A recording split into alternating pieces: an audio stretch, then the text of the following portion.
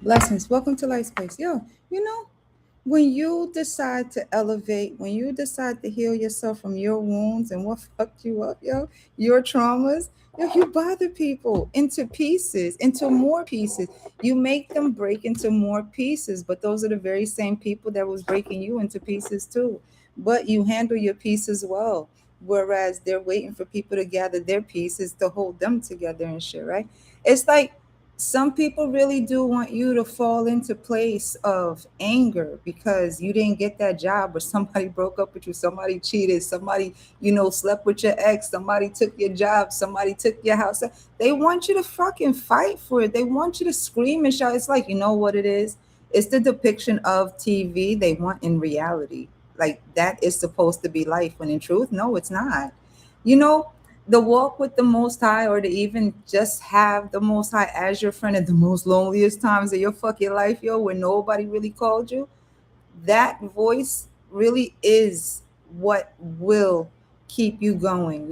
That light within you and that sound within you, that voice within yourself that tells you to keep going, yo, that's the one that everybody wants to dim.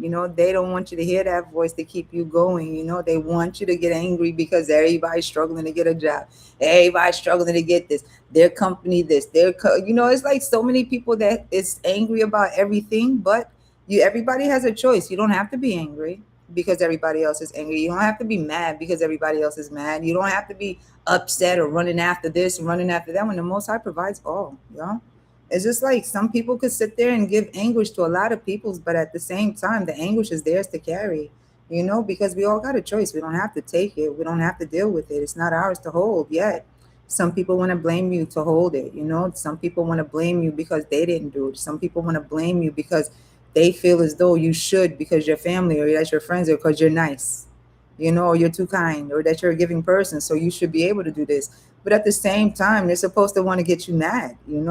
It's like some people don't believe in the duality of things where it's the masculine and the feminine side of you that meet in the middle where you can get mad, but at the same time, you can stay soft. You can get mad in a way that you're not going to sit there and blow up a whole fucking house to wreck somebody's car to fuck up their way in life, right?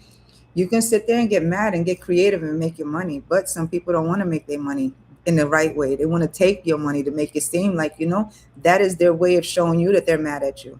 But at the same time, the karma hits them in the worst of ways. If not them, it'll be their family member type of shit. It's like shit goes back and forth where some people want you to be just as dirty that they are to you. Some people want you to hit back because they hit you. But it's like everybody got a choice. You can be a punk, call a punk. You could be the weirdo, be a weirdo. Somebody's gonna be a misfit, be a fucking misfit. But it's all in the energy of some people that, they choose to sit in where they have to be angry or they want to be angry, where they know where it's going to forward you. But some people stay in that anger. But at the same time, look at the history. A lot of people stayed angry.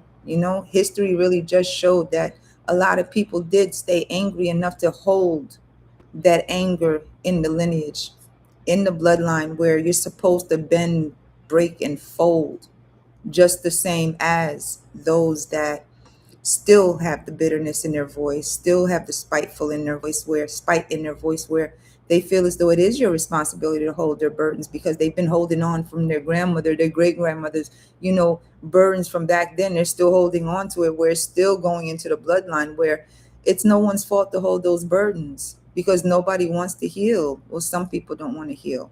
But at the same time, some people want you to show your aggression because you are angry, or that you are heartbroken or that you are in pain because they feel as though you being aggressive or you getting physical with someone else is proving that you are mad, that you are angry, that you do have something to say, when in truth, some people just want you to get to that point, because they wasn't even really listening to you.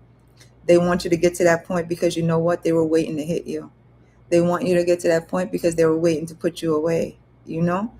There's some people that just want you to never heal or not even want to heal because they want you to get angry for your life They want you to be angry at the way your life is going. They want you to be angry at the people around you for not, you know, paying attention to you, loving you, hugging you, showing you. But not all of those people, a good amount of those people really never met the Most High or even spoke to or even know what duality is, where you can choose to live in the dark side or live in the light, or you can balance them both, you know? It's like some people really do want to pick on the nice and think that you don't have the unnice part of you, you know? They want to sit there and try to make you angry and think that because you choose not to, that you can't, you know? It's like either bottle up anger or hoarded emotions of some people that feel as though that it's your need to get angry because of what you went through, and that you should scam and scheme, you should scream, you should fight, you should be the definition of what history defines you as, you know, what you're supposed to be. Some people, damn, that's sad, because some people really follow that rule that they are this and this is what they're supposed to be. Therefore, you being who you are, and you don't want to fight, you don't want to argue, you don't want to do this, that, and everything else, because that's the definition and heart of the image they have to uphold. But the image that most people are upholding is the definition of what history has been saying. Yet, we're supposed to define ourselves, right? But some people feel as though that they have to define you because, you know, some people don't believe that you are supposed to be kind and stay kind. Some people don't believe that you got, I guess you ain't hood enough if you don't scream and shout.